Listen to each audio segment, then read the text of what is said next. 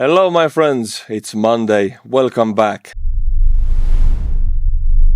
As you can see on the screen already, I have an animated map for you showing the Russian gasoline shortage. We have 7 weeks going on, August to October. Right now, a majority of Russian oblasts are affected. This map is updated every day or every week, you should say, and it gets redder and redder. I really love seeing that. Now it's so red that Russia is forced to import gasoline and diesel from China to the eastern areas of Russia. Of course, not to Moscow, it wouldn't make sense, but to the eastern areas. You can see, for example, the Vladivostok areas, other far east oblasts that are closest to China. And another day, another fuel gasoline line, as you can see. This is occupied Donetsk, and you can see random Lada here, look at that. You can still see them in occupied Ukraine, and also in Russia. In Estonia, they're more like boutique car nowadays, but you can see them being used there. They all want to get some gasoline, they're all waiting, and the wait is very long. Today, my friends, I have a lot of strikes for you. Ukraine sent a lot of drones into Russia. We're going to go through the strike locations one by one. But I saw this such a perfect CCTV footage of Russian women. I mean, occupied Donetsk it is, but, they're women watching the CCTV footage of Ukrainian drone hitting something. I'm guessing it's a Belgorod power plant. And let's just read the commentary, guys. These guys, I mean, they could be full-blown military bloggers. God damn. Start already. There, look. Boom. Did you see that? Yes, this is an UAV. Oh, for F's sake, what? Alright, then it's a UAV of airplane type. Самолетного типа. It's a fixed-wing type, girls. So these girls are arguing which type of a UAV is it. I mean, they are true military bloggers right here. They could do my job. Anyway, I'm guessing this is CCTV footage of Belgorod Power Plant. Why am I guessing it? Well, I don't really have to guess that much because this is Belgorod Power Plant today. There were 2 explosions, 3, 4. Do we have more? I think there's one more. 4, 5. There's 5. This is the Belgorod power plant, yes. And that's it. 5 explosions, 5 arrivals, gifts from Ukrainians. Winter is coming to both countries, Russia and Ukraine. You destroy the power plants, you destroy the comfort of the people. That's what Russia is trying to do to Ukraine. That's what Ukraine is doing to Russia. They're both doing it. Okay, I let this photo speak for itself. My friends, I am under a lot of stress being here in Estonia, looking east, getting ready. For example, I was called up for training and I'm going soon. This stress would show on my face, but I have a strategic ally in the matter, Teague Hanley. I know skincare doesn't really feel like it's connected to being a soldier, or in my case, a reservist, but it is. When I was a conscript, the camo we used really messed up everyone's skin and probably mess it up again while I am in my training. I mean, if you have been putting camo in your face in the military, I guess you know what I'm talking about. I mean, I do what I have to, but if I can, I will take care of myself. Teague keeps it simple, effective and straightforward. I use their level 1 system and it's got everything you actually need. Daily face wash, exfoliating scrub, AM moisturizer with SPF and PM moisturizer to recover overnight. It takes less than 2 minutes a day. That's it.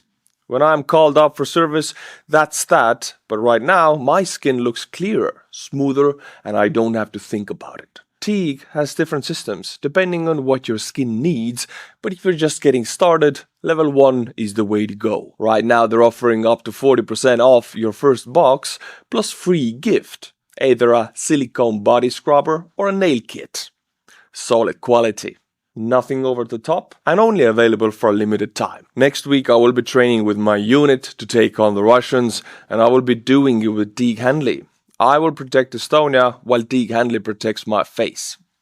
Click the link in the description below to check it out. Thank you, Dig Handley, for sponsoring today's video. Okay, my friends, now I have to bring you something very beautiful because the scenery that comes out from this strike, I just want to find the right... Look at that. This is a painting of depicting of 1812 fire in Moscow when Napoleon was in Moscow, and this is what happened yesterday in Crimea, occupied southern Crimea, Feodosia, after Ukrainian arrivals, drones, sanctions, whatever you want to call it. This is more specifically the Feodosia Oil Depot, where they storage oil, not produce or refine, just storage it in the tanks. And it really resembles me of 1812 Moscow, honestly. If you don't understand this photo, it's bad quality. Well, let's just look at other... We don't even only have one painting like 1812. We have a whole series of footage made by Russians. Look at that. Russia truly is a beautiful country because the tone of these flames really touches my heart.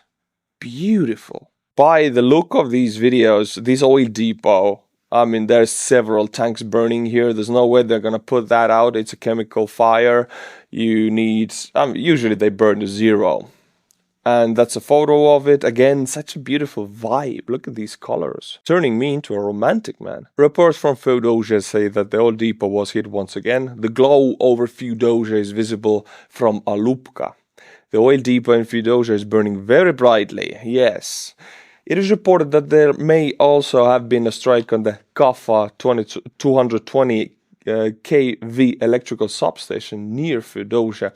This is this one, by the way, the satellite photo of the Kafa substation near Feodosia. You have all seen the substations. They're usually near any towns or cities. We have them in Estonia and everywhere. When war begins, these are #1 targets. When war begins with Russia, at least. They have been targeting these all over Ukraine. And now Ukraine hit back, hitting this substation. And by the way, the local FSB informant Dalipov said on the Telegram channel that every drone was shot down. I don't understand. If they were shot down, where does this beautiful footage come from? Is it from the debris of the drones? Feodosia is burning. There's no mistake about it.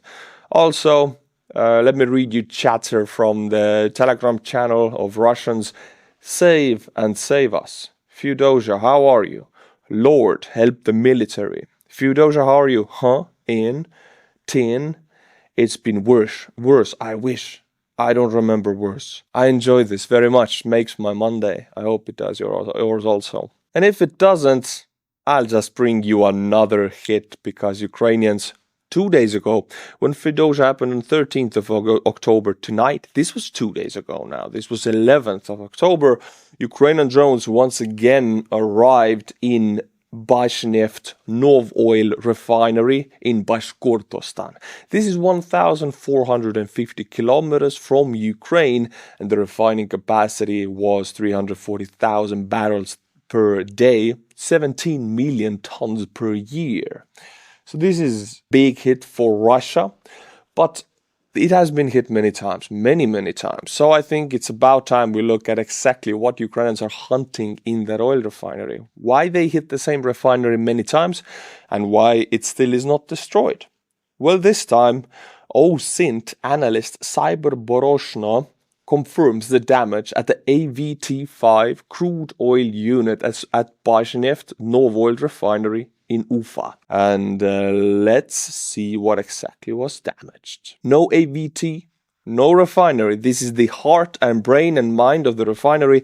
It's a key unit which converts crude to diesel, kerosene and naphtha. Look at that. This is the unit AVT, and this is the process. Crude goes in, converts it to naphtha, kerosene and diesel. After the next process, it converts it to residue and asphalt. This is the main heart an artery of the refinery. You take that out, the rest of the big area, let's look at the satellite photo, the rest of this entire area doesn't really matter. You take out the heart, you take out the entire process, the working refining process. And this is what it was done this time. So yeah, Bashkortostan, say bye-bye to your refining capability.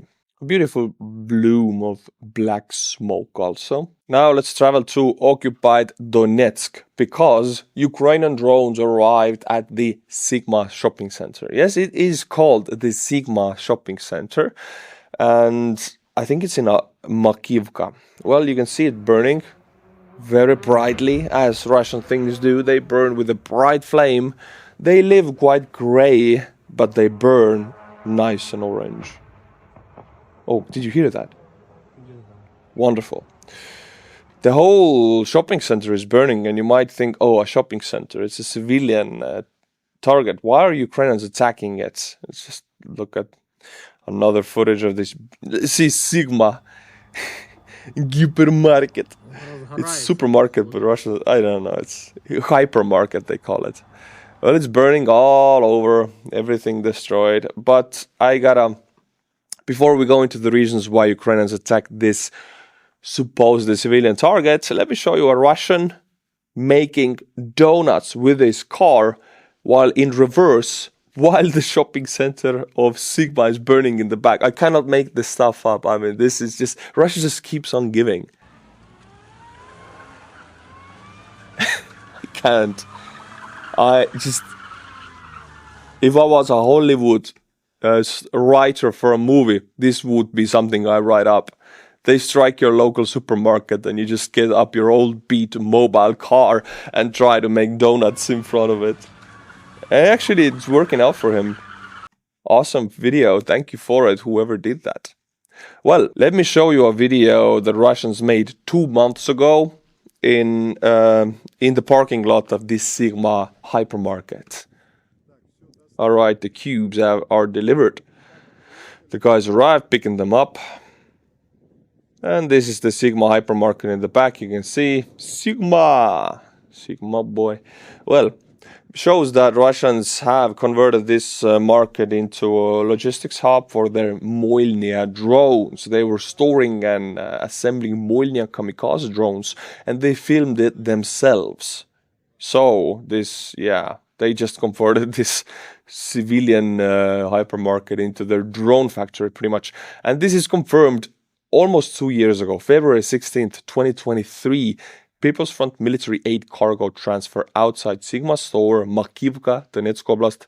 There are coordinates right here, and the civilians are transferring their aid to the military in this parking lot. And now we know they assembled drones there also, so Ukraine struck a very valid target here. Now, all these drones fly. They fly to oil refineries, they fly to this shopping center. Big portion of the time they're flown by GUR, or HUR, if you want to say it like the Ukrainians. And they have a control center. I mean, I can show this because they themselves published it. Otherwise, I couldn't show it. A new look at the Ukrainian HUR maritime drone control centers.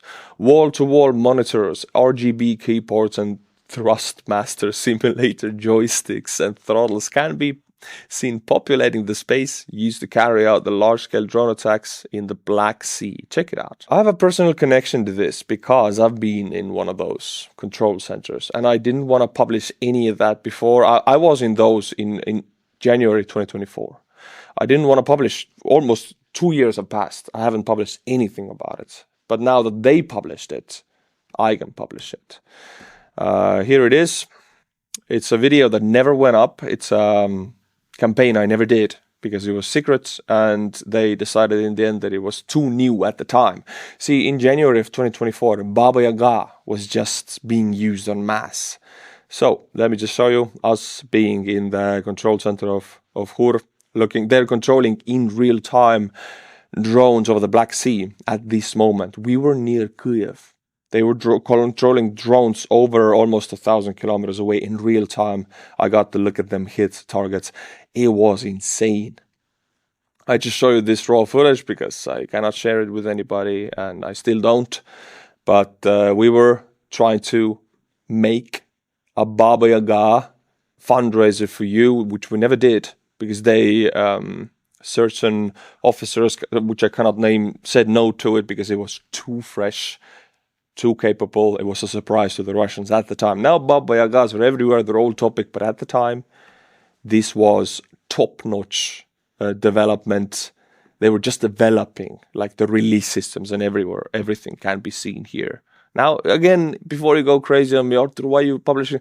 It's 2 years old. Ukraine has published what they're doing. Baba Yagas are old now, so I can show you everything on the screen. You see, I have like tons of videos, and this is where I read in the text. 3 minutes long. I talk the whole time. This was one of the call to action shots we made. Baba Yaga flying in the background. This is a HUR drone.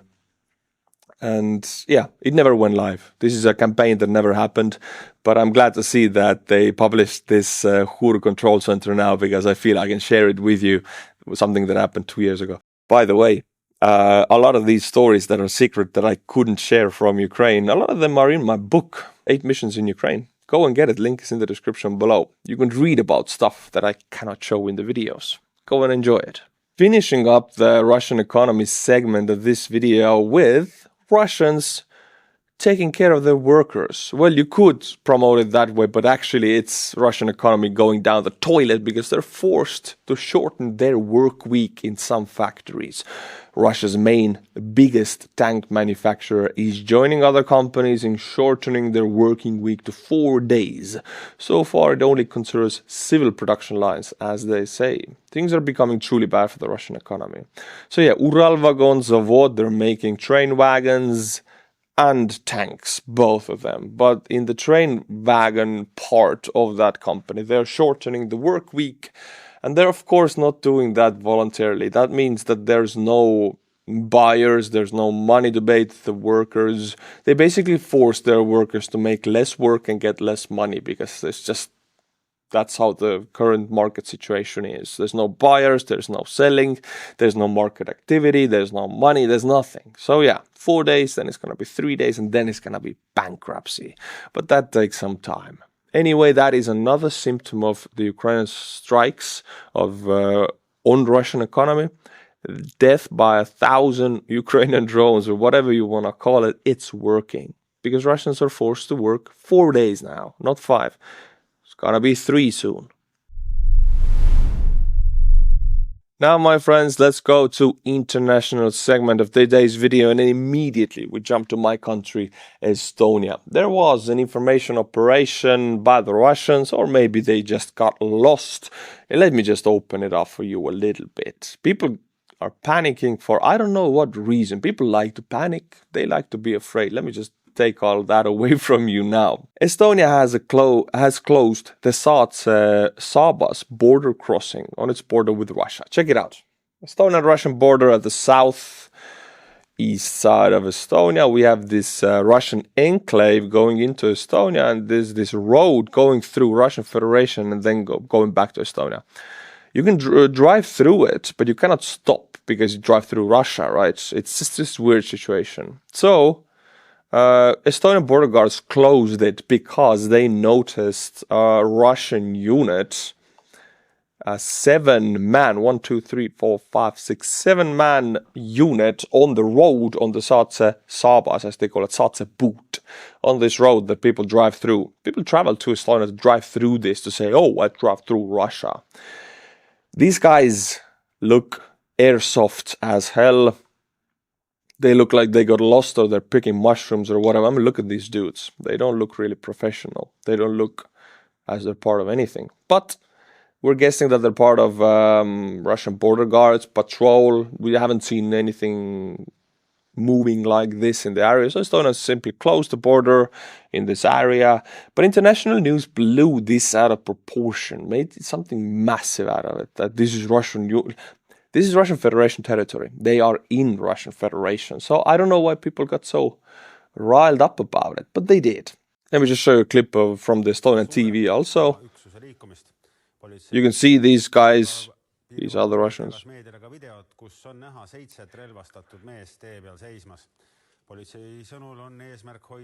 I think they're local Russian mushroom pickers or something. I mean, it's a good call for the Estonians to close the border, because if anyone drives through it, then these Russians actually decide to do something else than mushroom picking, like take some Estonians and try to bribe or blackmail Estonian government with the hostages, that could happen. Russia has done it before. So it's good call to close the border, but again, it's nothing as big as the international media has made it to. Everything is fine here, everything is quiet here, and these 7 mushroom pickers are not really hurting us. Just to open a little bit of history to you, see, this is where Saatse Saabas, Saatse Boot is. This is southern eastern Estonia. This is where 1918 to 1920 Estonian fight of independence against Soviet Russia. This is where we won it and made the Tartu Peace Treaty with Lenin. This is what was signed. The blue line is supposed to be Estonia. But in 1991, it never got to be that. This was the control order, the red line here, and now it's ratified. This is the official Estonian border. But according to Tartu Peace Treaty, the only war we won against the Soviet Union in 1920, this blue line is supposed to be the border of Estonia and Russia. So this area is supposed to be Estonian, but it's not because Russians occupy it, and now it's like Finland or Japan with the Kuril Islands. There's ton of stuff going on with Russia like that. They do that to all of their neighbors. Anyway, we don't want that land now anymore. We're just protecting what we have. But according to history, according to Lenin's signature, we should have this land here also. And this Saatse Saabas, Saatse Boot situation shouldn't even happen.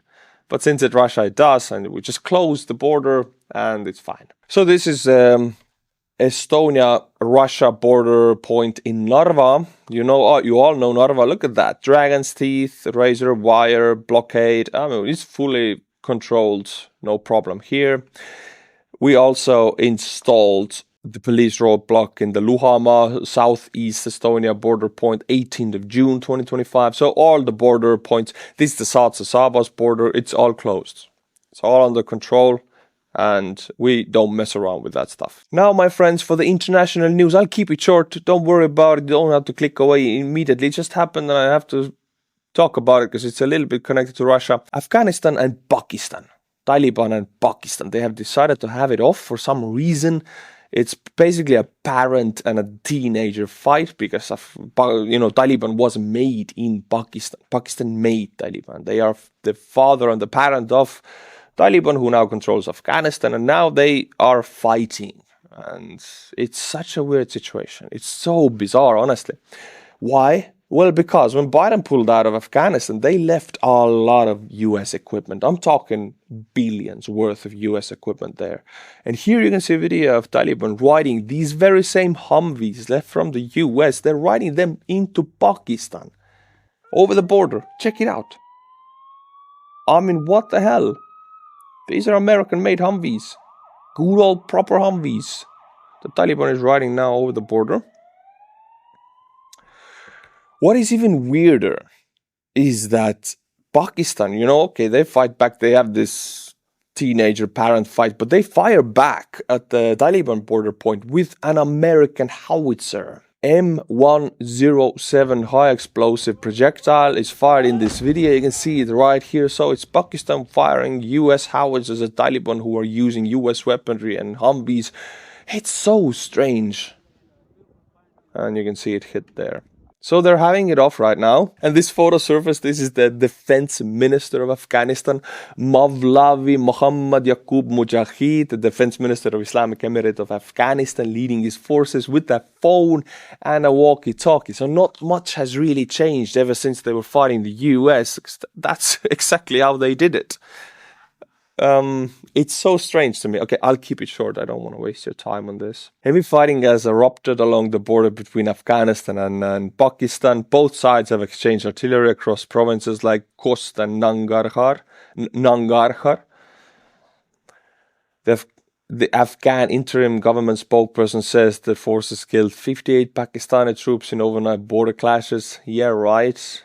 While Pakistan says forces briefly captured 21 border points. Okay, I'm not going to waste your time anymore. It really reminds me of Pakistan and India, that clash that killed tens of thousands on both sides.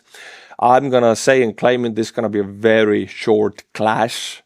Few days, maybe 1 to 2 weeks maximum, and then going to talk, and then going to, it's a teenager parent fight. It's weird. But then they both use US weapons. Okay, over. We're going back to Ukraine now. Frontline segment, my friends.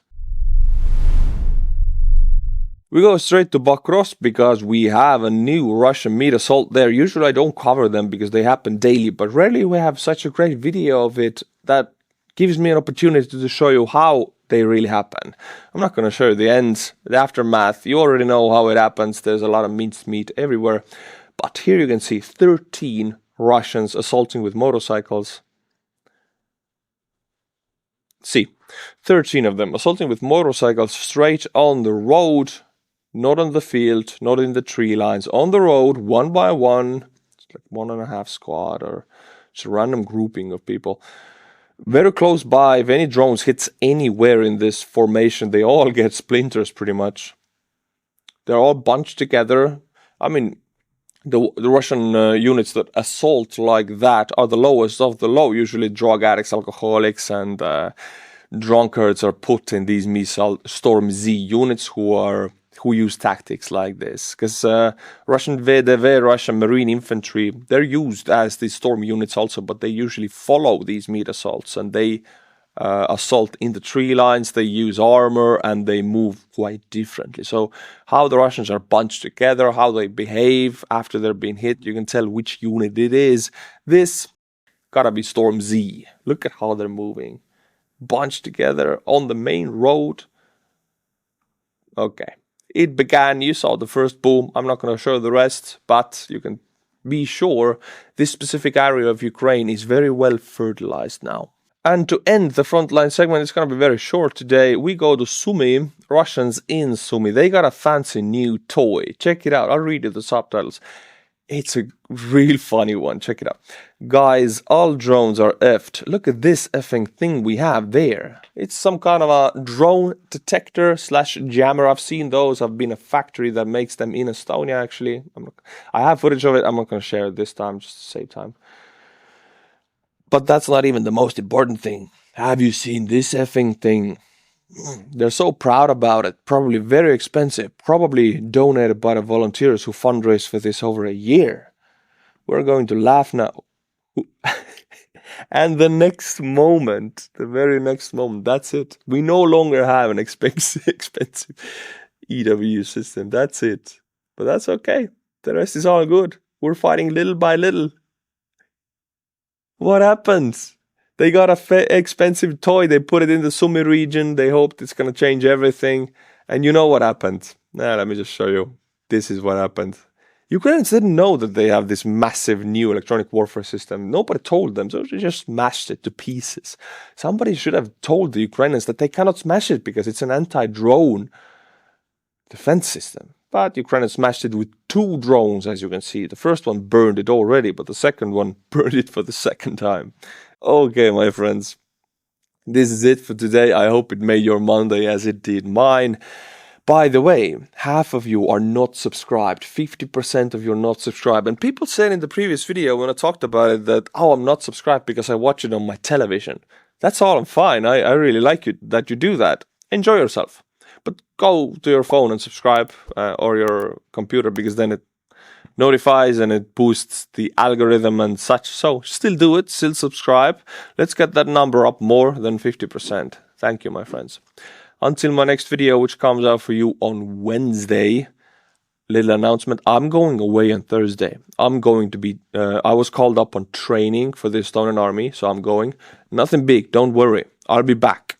But I'm going away for 4 days. And I'm going to be in a military establishment near Tallinn in Estonia, training with my unit. I'm going to let you know after. I'm going to try to make some photos and videos for you. But for 4 days, since Thursday, I'll be in training, called up to the military. But again, in Wednesday, you will get a video, so definitely be back. Slava Ukraini, and bye-bye. Thank you, Dig Handley, for sponsoring today's video.